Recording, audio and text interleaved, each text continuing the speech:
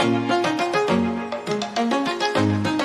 are present to teach you the lessons that has been mentioned for class first and second. The school's name is Children Public School Azmatgarh, that is located in Azmatgarh. The topic's name is A Visit to the Land of Alphabet. This one is the first lesson referring to the first class and second class. Its first topic is known as alphabet. First of all, I would like to clear the meaning of alphabet. A set of letters that we use to make the word is called alphabet. वर्ण या अक्षरों का वह समूह जिसको हम शब्द निर्माण करने के लिए प्रयोग करते हैं वह अल्फाबेट कहलाते हैं। वह क्या कहलाते हैं? अल्फाबेट कहलाते हैं। वर्ण या अक्षरों का ऐसा समूह जिसका प्रयोग हम शब्द निर्माण के लिए करते हैं, शब्द को बनाने के लिए करते हैं, उसे हम अल्फाबेट कहते हैं। ये जो अल्फाबेट होते हैं यह अंग्रेजी के अल्फाबेट्स में 26 लेटर्स होते हैं। There are 26 letters in the English alphabet. There are 26 letters in the English alphabet. अंग्रेजी के अल्फाबेट में वर्णमाला में 26 अक्षर होते हैं। कितने अक्षर होते हैं? 26 अक्षर होते हैं। जो लेटर्स होते हैं यह बेसिक तौर पे दो भागों में बटे होते हैं। जो लेटर्स होते हैं, the letters are classified in two terms. That first one is known as vowels. प्रथम जिसको हम वॉवेल्स कहते हैं, इसके अंतर्गत 5 जो होते हैं अक्षर होते हैं, 5 लेटर्स होते हैं, जो कि क्रमशः ए, ई, आई, ओ और यू होता है। फिर से देखिए, ए, ई, आई, ओ और यू होता है। तथा जो शेष भाग होते हैं, शेष जो लेटर्स होते हैं वे कॉन्सोनेंट्स कहलाते हैं। टोटल 26 होते हैं, 5 जो होते हैं ये वॉवेल्स कहलाते हैं। तो शेष बचे हुए द रिमेनिंग पार्ट, जो शेष बचे हुए होते हैं, रेस्ट जो होते हैं वो 21 कॉन्सोनेंट्स कहलाते हैं।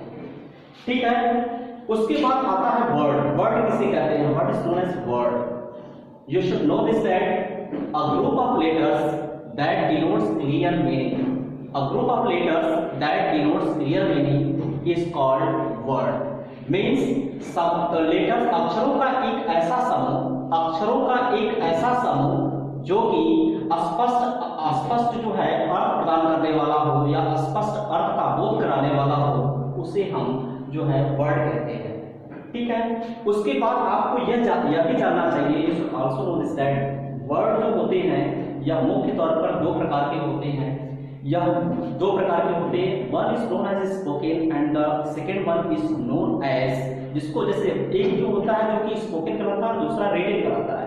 जो स्पोकन होते हैं उनका जो कॉम्बिनेशन होता है वो साउंड्स के द्वारा होता है, और जबकि जो रिटन होते हैं वो लेटर्स, उसमें कॉम्बिनेशन लेटर्स का होता है। किसका होता है? लेटर्स का। तो जो हम कह सकते हैं कि जो वर्ड्स होते हैं, ये वर्ड्स होते हैं या 2 प्रकार के होते हैं। एक होता है स्पोकन और दूसरा होता है रिटन। एक होता है स्पोकन और दूसरा होता है रिटन। जो स्पोकन होते हैं यह कॉम्बिनेट करते हैं किससे? साउंड से। यह साउंड से कॉम्बिनेट करते हैं, साउंड से। और जो रिटन होते हैं इसमें लेटर्स होते हैं। बिना लेटर्स के रिटन चीजें नहीं की जा सकती, रिटन नहीं हो सकती। ठीक है, तो जो वर्ड होता है, और इसमें सबसे बड़ी चीज क्या होती है बच्चों कि जो वर्ड होते हैं यह समझना है कि यहाँ पे जैसा कि यहाँ पे डिपिक्ट किया गया, दर्शाया गया है कि जो क्लियर मीनिंग होनी चाहिए। अगर मीनिंगफुल अगर समूह है लेटर्स का, तभी वह जो है वर्ड को डिनोट करेगा। जैसे अगर हम ये कह दें कि एल एल और उसके बाद ऐसे लिख दें, यह देखिए इसमें जो है यह 4 लेटर्स का यह समूह है, लेकिन ये जो मिल करके जो हमें जो बोध देता है, यह ज्ञान कराता है, इससे किसी जो है अर्थपूर्ण भाव प्रकट नहीं होता है। इस कारण से इसको हम वर्ड नहीं कहेंगे, या वर्ड में नहीं आएगा। लेकिन इन्हीं शब्दों, इन्हीं लेटर्स के समूह को अगर हम व्यवस्थित कर लें और हम इसको अरेंज करके ऐसे लिख दें, ठीक वही लेटर्स है लेकिन उसका सीक्वेंस जो है सही प्रकार से रखा गया है, जो कि बाल कहलाता है। इसका उच्चारण बाल कहलाएगा, और यह बाल मीन्स गेंद, जिसका अर्थ में गेंद मिलता है, जिससे हम ये कह सकते हैं कि यह वर्ड है, यह तो वर्ड है लेकिन यह वर्ड नहीं है, यह वर्ड नहीं है। एल एल ए बी जो है यह अक्षरों का जो समूह है, यह वर्ड को डिनोट नहीं करेगा, जबकि इन्हीं अक्षरों के सही सीक्वेंस के आधार पर जो समूह B A double L ball है, यह हमें अर्थ प्रदान करता है, जिसके कारण इसे हम वर्ड कह सकते हैं। वर्ड इसे वर्ड कहेंगे, जबकि ये वर्ड नहीं कहलाएगा। और जैसे आप ढेर सारे एग्जाम्पल्स आप समझ सकते हैं, जैसे अगर ये कहा जाए GA और उसके बाद B बोला जाए, ये जो शब्द है ये गैर बन रहा है, इसका कोई अर्थ नहीं है। लेकिन इसी शब्द को अगर हम ऐसे लिख दें, इसी जो सीक्वेंस को अगर हम बदल दें, बैग लिख दें, तो इसका अर्थ प्रदान होता है। मीन्स जो है, अब यह बैग का मतलब ये हो गया कि जिसको हम बोलेंगे बैग, झोला, बैग, ठीक है, ये सब चीजें, तो इसको हम बोलेंगे कि यह वर्ड है, जबकि यह पहला वाला जो है वर्ड को डिनोट नहीं करता है। ऐसे ढेर सारे एग्जाम्पल्स आप समझ सकते हैं। जैसे अगर ये बोले ऐसे न, इसका जो है, इसका कोई ये जो शब्द का समूह है, इसका जो लेटर्स का जो समूह है, इसका अर्थ में नहीं मिल रहा है। लेकिन अगर इसी को हम सही सीक्वेंस में लिख दें तो गन हो जाएगा। यह ई लेटर्स का समूह जो हमें अर्थ प्रदान करता है कि यह वर्ड है, जबकि यह वर्ड नहीं है। हाँ, वैसे देखिए, अगर ये देखा जाए A, B और T, ये तीन जो लेटर्स हैं, तीन लेटर्स से मिलकर के ये जो समूह बन रहा है, इस समूह का कोई अर्थ नहीं मिल रहा है, इससे कोई अर्थ नहीं मिल रहा, तो हम कहेंगे कि वर्ड नहीं है। लेकिन अगर इसी को हम सही क्रम में व्यवस्थित कर दें तो ये बन जाएगा बैग, जो कि यह वर्ड कहलाएगा या एक वर्ड कहलाएगा। लेकिन अगर जैसे हम ये कहते हैं RCBE, इसका यह कोई वर्ड नहीं है, जो कि ये कोई मीनिंग नहीं दे रहा है, इसका तात्पर्य कोई वर्ड नहीं कर रहा है। लेकिन अगर हम ये कहें, पूछा जाए, जैसे कहा जाए कि यह PARROT, यह पैरट है। पैरट जो है, यह भी देखिए इसमें कितने लेटर्स हैं बच्चों, 1 2 3 4 5 6। इसमें जो 6 लेटर्स है, ये कॉम्बिनेट कर करके, आपस में जुड़ कर करके एक जो है समूह बनाया है, लेटर्स का समूह बनाया है, जो कि यह एक भाव देता है, अर्थ प्रदान करता है, जिससे यह एक वर्ड कहलाएगा। और भी ढेर सारे एग्जाम्पल्स हैं, जैसे कि आप समझ सकते हैं।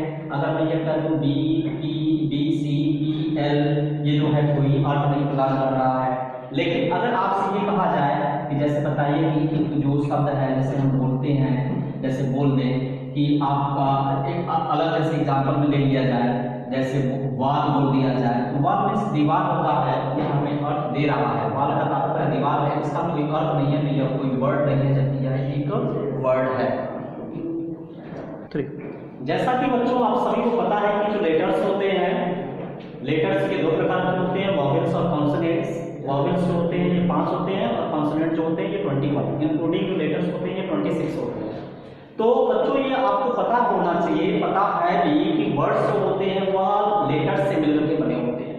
जो वर्ड्स का निर्माण होता है वह लेटर्स से होता है, और जो वर्ड भी होते हैं या जो कि लेटर्स होते हैं, ये दो प्रकार के होते हैं, वॉवेल्स और कॉन्सोनेंट। तो जो कोई भी वर्ड बनता है, जैसे हम आपको बोलेंगे OWL, ये जो लेटर्स से मिलकर के एक जो शब्द बना है, जो लेटर्स का जो एक समूह है, एक जो सेट है, ये जो है इसकी स्टार्टिंग में आप ध्यान दे सकते हैं कि ये स्टार्टिंग जो इस वर्ड की स्टार्टिंग वॉवेल है या कॉन्सोनेंट है। आप ये समझ सकते हैं, जैसे ये कहा जाए, ये बैट बोला जाए, ये भी एक शब्द है। जैसे आपसे बोला जाए बैट बोला जाए, यह भी शब्द है। जैसे आपसे कहा जाए अम्ब्रेला, अम्ब्रेला कहा जाए तो ये भी है। लेकिन आप बता सकते हैं इसमें कि इन शब्दों की जो स्टार्टिंग जो लेटर्स हुई है वह कैसे हैं, यहाँ पे O कैसा है, यहाँ पे जो D जो है ये कैसा साउंड देगा, ये जो C है ये कैसा है, ये कैसा है। तो आप कह सकते हैं कि ये जो है यह वॉवेल को रिप्रेजेंट करता है। इस चीज को वॉवेल, यह वॉवेल को रिप्रेजेंट करेगा। यह जो बैट में जो B है यह कॉन्सोनेंट को रिप्रेजेंट करता है, कॉन्सोनेंट को रिप्रेजेंट करता है। यह भी जो C है, आपको पता है कि C भी कैसा वर्ड देता है, यह कॉन्सोनेंट की ध्वनि देता है, तो यह भी क्या होगा, कॉन्सोनेंट को रिप्रेजेंट करेगा। लेकिन U जो है, आपको जैसा कि पता है वॉवेल्स होते हैं वह A, E, I, O और U। तो यहाँ पे U जो आ रहा है तो ये कैसा होगा बच्चों, तो यह होगा वॉवेल्स होगा। कैसा होगा ये, वॉवेल्स होगा। अगर हम इसके अंदर जो लेटर्स का पूरा अगर हम वर्ड इसमें देखें कि लेटर्स जो O, W और L, ये जो 3 लेटर्स हैं, ये सभी मिलकर के कैसे किस प्रकार से ये ध्वनियां देते हैं। तो ये जो W है, या W जो होगा ये कॉन्सोनेंट को रिप्रेजेंट करेगा, L जो होगा ये भी कॉन्सोनेंट को रिप्रेजेंट करेगा। इसमें अगर बैड में अगर आप ध्यान दें तो दूसरा शब्द है बैड, बैड मींस बुरा होता है या एक मीनिंगफुल वर्ड है। तो बैड में जो B है यह कॉन्सोनेंट है, ध्वनि देता है। A जो है यह वॉवेल की ध्वनि देता है, किसकी ध्वनि देता है बच्चों, यह वॉवेल की ध्वनि देगा। डी जो है यह जो होगा यह कॉन्सोनेंट होगा, डी जो होगा यह कॉन्सोनेंट होगा। इसी प्रकार से अगले शब्द में, जैसे कि शब्द जो है कैट है, कैट में सी जो है यह कॉन्सोनेंट है, ए जो है यह वॉवेल है और टी जो है यह कॉन्सोनेंट है। ठीक अगले वर्ड में आप समझ सकते हैं कि जो यू है यह वॉवेल को रिप्रेजेंट करता है और एम जो है यह कॉन्सोनेंट को, बी जो है यह कॉन्सोनेंट को, आर जो है यह कॉन्सोनेंट को। लेकिन ई देखिए बच्चों, ई इसमें आता है वॉवेल्स में। ई किस में आता है? ई आता है वॉवेल्स में। तो यह जो उच्चारण देगा, साउंड जो रिप्रेजेंट करेगा, यह रिप्रेजेंट करेगा वॉवेल्स का। इसके बाद आपका दिया है L, L means double L दिया है, यह कॉन्सोनेंट को रिप्रेजेंट करेगा। और लास्ट में जो लेटर है ए है और यह रिप्रेजेंट करेगा किसको बच्चों? वॉवेल्स को। जैसा कि आप देख सकते हैं कि 5 वॉवेल्स होते हैं, ए, आई, ओ, यू। तो ए यहाँ पे अगर इसमें आपको बताना है कि वॉवेल्स कौन कौन है, तो आप कौन सा अंडरलाइन करेंगे? ए को करेंगे, ई को करेंगे और यू को करेंगे। इसमें कितने वॉवेल्स हैं? 1, 2 और 3। इसमें कैट में अगर आप देखेंगे तो इसमें कितने हैं? एक वॉवेल है। कौन है? ए है। अगर इसमें देखेंगे तो इसमें भी आपको एक मिलेगा, वॉवेल मिलेगा, ए है। इसमें फर्स्ट वाले में ऑल में देखेंगे तो इसमें आपको मिलेगा डब्ल्यू मिलेगा। ठीक है, बाकी 2 इसमें कॉन्सोनेंट है, एक इसमें वॉवेल है। ठीक है बच्चों, तो इस प्रकार से आपको यह पता होना चाहिए कि जो शब्दों का निर्माण होता है उसमें 2 चीजों की विशेषता होती है, वॉवेल्स और कॉन्सोनेंट। ये दोनों अपनी ध्वनियों को व्यक्त करते हैं और ये फोनेटिक साउंड के द्वारा उस शब्द को उच्चारित करने में सहयोग करते हैं। फिर से हाँ, तो प्यारे बच्चों, अब तक आप लोगों ने वर्ड के बारे में पढ़ा, अध्ययन किया और उसको मैंने आपको क्लियर, उसकी कॉन्सेप्ट जो है मैंने आपको क्लियर किया। अब आगे आपको जानना है कि सेंटेंस क्या होता है। सेंटेंस मीन्स होता है वाक्य। वाक्य क्या कहलाता है? वाक्य किसे कहते हैं? अ ग्रुप, जैसा कि आप देख रहे हैं कि अ group of words that gives us the clear and complete sense is called a sentence. फिर से देखिए, अ group of words that gives us the clear and complete sense is called a sentence. इसका तात्पर्य क्या हुआ बच्चों? हिंदी में एक बार समझिए इस चीज को। अ ग्रुप ऑफ वर्ड्स में होता है शब्दों का एक ऐसा समूह, शब्दों का एक समूह दैट गिव्स, जो हमें देता है, प्रदान करता है, द क्लियर, क्लियर मीन्स होता है स्पष्ट एंड द कंप्लीट मीन्स होता है पूर्ण। मीन्स हमें स्पष्ट तथा पूर्ण, सेंस मीन्स होता है भाव। ठीक है ना? तो शब्दों का एक ऐसा समूह जो हमें स्पष्ट तथा पूर्ण भाव प्रदान करता है, वह क्या कहलाता है? सेंटेंस कहलाता है। बच्चों समझ में आया आप सभी को कि सेंटेंस क्या कहलाता है, एक वाक्य किसे कहते हैं? जिस वाक्य की संरचना में जो होता है वर्ड्स का रोल होता है। किसका रोल होता है? वर्ड्स का रोल होता है। बिना वर्ड्स के सेंटेंस का क्रिएशन नहीं हो सकता। सेंटेंस तभी बन सकता है जब उसमें कुछ वर्ड्स हो। ठीक है, और वहां पे सेंटेंस भी जो होता है वो मीनिंगफुल भी हो सकता है और मीनिंगलेस भी हो सकता है। ऐसा भी हो सकता है कि उसका जो है कोई भाव ना मिले, जब भाव नहीं मिलेगा तो उसका कोई सेंटेंस वो नहीं करा सकता। जैसे अगर आपसे कहा जाए he is a man, he is a man, वह एक आदमी है, ही इज अ मैन। अब देखिए यहाँ पे जो शब्द है, आपसे पूछा जाए कि कितने इसमें शब्द, कितने वर्ड्स इसमें यूज हुए हैं एक सेंटेंस के फॉर्मेशन में। सेंटेंस जो है कंप्लीट है। क्यों कंप्लीट है? यहाँ पे जो डॉट है, पूर्ण विराम जो लगा है यहाँ पे, यह दर्शाता है कि एक सेंटेंस की पूर्णता यहाँ पर हो चुकी है, एक सेंटेंस की पूर्णता यहाँ पर हो चुकी है। जैसा कि आप देखेंगे एक वर्ड यहाँ पे ही है, दूसरा वर्ड जो है यहाँ पे इज है, तीसरा जो वर्ड है ये है और चौथा जो वर्ड है यह मैन है। ठीक है, अगर आप इस चीज को भी अगर आप समझना चाहेंगे इसकी क्या क्या चीजें कैसे प्रयोग की गई हैं, तो यहाँ पर अगर आपको जानना है कि यह जो ही सब जो चीज है, यह जो है यह सब्जेक्ट को डिनोट करता है। किस चीज को? सब्जेक्ट। जैसा कि आप आगे पढ़ेंगे आपको मैं बताऊंगा, अब आगे मैं आपको बताऊंगा कि जो सेंटेंस होते हैं इसके कितने पार्ट्स होते हैं। ठीक है, सेंटेंस के 2 पार्ट होते हैं, जानने के लिए अभी जान लीजिए बच्चों कि सेंटेंस जो होता है उसमें सब्जेक्ट और प्रेडिकेट होता है। सब्जेक्ट को छोड़ करके सेंटेंस के जितने भी भाग होते हैं, जितने भी शब्द होते हैं, वो सब प्रेडिकेट के पार्ट कहलाते हैं। ठीक है, ही इज अ मैन, वह एक आदमी है। इसमें जो वर्ड्स हैं, कितने वर्ड्स इसमें यूज किए गए हैं आप देख सकते हैं, 1, 2, 3 और 4 वर्ड्स का इस्तेमाल किया गया है। यह सब्जेक्ट है, यह जो है यह वर्ब को डिनोट करता है, ये जो है यह आर्टिकल कहलाता है, मैन जो है यहाँ पे जो है इसको हम नाउन बोलते हैं। ठीक है, तो यहाँ अगला सेंटेंस अगर आपको देखना है, जैसे अ बॉय is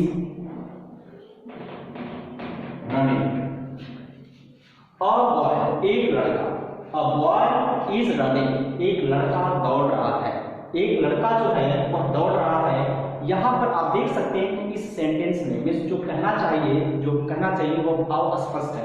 जब भाव की पूर्णता है, क्लियर है, स्पष्ट है और कंप्लीट सेंस हो, मीन्स जहाँ पर जो कहने की जो संबोधन की जो पूर्णता होती है वो स्पष्ट अगर है तो वहाँ पर ये सेंटेंस कहलाएगा। लेकिन अगर ये कहा जाए, अगर मैं ये सेंटेंस लिखूं और कहूँ अ बॉय और आगे लिख लो इज और ये चीज यहाँ पे न लिखा जाए, ठीक है, तो यहाँ पे इससे कोई यह स्पष्ट पूर्णता नहीं है, यहाँ पे इस सेंटेंस की पूर्णता नहीं है, इसलिए हम ये कह सकते हैं कि यह सेंटेंस नहीं है। ये दोनों सेंटेंस हैं जहाँ पर भाव की पूर्णता हो तथा उसकी स्पष्टता हो। 3 start.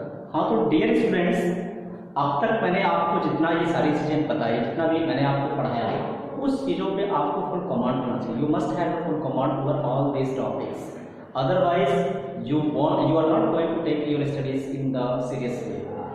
For an examples, I have shown you so many examples by teaching and different types of methods. Now I will complete my remaining part of the studies in tomorrow. ठीक है, okay, and you will have to take so many questions. For that you will take it not in light way, you will have to take it in a serious way. I will teach you the advanced studies of all next chapters that will be mentioned in the following days. For those days you will have to be sincere and take all with best wishes. Must watch my all videos. For that's all for today's notes. Thank you very much. हाँ, तो बच्चों ये चीज़ सबसे important जो चीज़ थी वो मैं miss कर रहा था, लेकिन मैं सोचा हूँ कि इस चीज़ को बता दूँ। जैसा कि ये चल रहा है, कोरोना का जो प्रभाव चल रहा है पूरे विश्व व्यापक तौर पे, हम सभी को इसके प्रति काफ़ी जागरूक होने की ज़रूरत है और हम सभी को ये जानना चाहिए कि ये जो प्रभाव है यह हम सभी को काफ़ी पूरे विश्व को प्रभावित करता है, जो ग्लोबल लेवल पे चल रहा है, इससे बचने की ज़रूरत है। और आप सभी से मैं ये उम्मीद करता हूँ कि आप सभी लोग देश का साथ देंगे, देश का सपोर्ट करेंगे। हमारे जो प्रधानमंत्री जी जो आह्वान कर रहे हैं, जो चीज़ चाह रहे हैं कि हमारे देश के नागरिक सभी लोग सुरक्षित रहें, तो सुरक्षित रहने का ये जो संकल्प हमें लेना है, अपने आप को घर पे रखना है, स्टे होम रहना है और बी सेफ होना है, अपने आप को सेफ रखना है। मैं चाहूँगा कि आप सभी लोग भी घर से अनावश्यक कार्यों के लिए बाहर न जाएं, घर पे ही रहें, सुरक्षित रहें, अपने परिवार के साथ रहें और अपने आप को संयमित रखें। और इसी कारण से हम बचेंगे तो हमारा देश बचेगा। With best wishes, thank you, thanks a lot.